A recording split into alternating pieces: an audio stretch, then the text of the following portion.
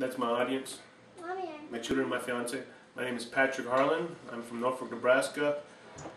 I currently reside here in Lincoln. Moved here 6 months ago with my fiance and her daughter. I have 5 children of my own, 2 adopted, 1 foster, and 2 of my own.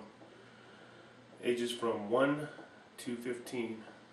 I am going Northeast Community College, getting into criminal justice, getting into cybercrime or social service.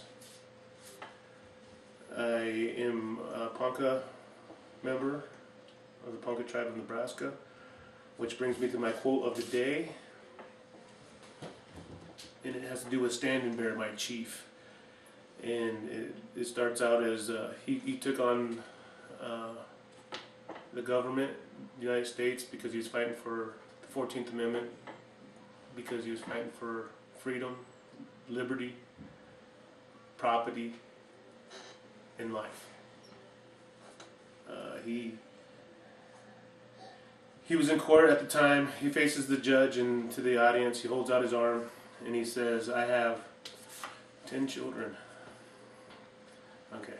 No, he actually stands out to the audience and he extends his arm and he says, "That hand is not the color of yours, but if I pierce it, I shall feel pain.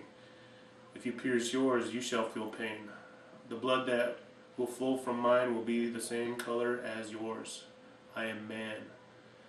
The same God made us both." And the reason why I like this,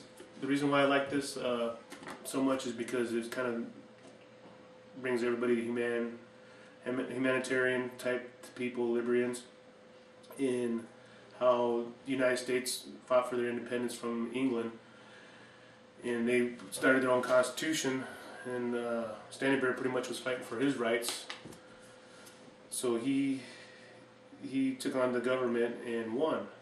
And and the reason why he was trying to get back home was and fight for citizenship was because his son had died in the Indian movement to the Oklahoma, and his dying wishes of his son was to be buried back home in Niobrara from Oklahoma. So his father set out on his journey to get him back home, and then the military picked him up and arrested 26 members of them and held him up in court. That's how he ended up in court. And that's kind of the same thing. And a lot of people got together to help out Standing Bear and his people. I mean, there's people that donated money. The editor of the World Herald got involved, and he started raising money to help him out. There was an Omaha tribe that got grouped together and helped the Native Americans out because they actually didn't have no land. When they were living in Niobrara, they had a cabin there, and they always said they had, Standing Bear quoted that he had two stoves in his home, and he said that now that they live in Oklahoma and they only have one tent, a military tent, which wasn't very keeping his people warm. They lost a total of about 200 people that season. So Standing Bear didn't really feel like a leader anymore, so he kind of felt very bad, but there's a lot of people that were fighting for him to get his citizenship because they kind of felt like they didn't know whether they were citizens, and I mean, they were actually from this land.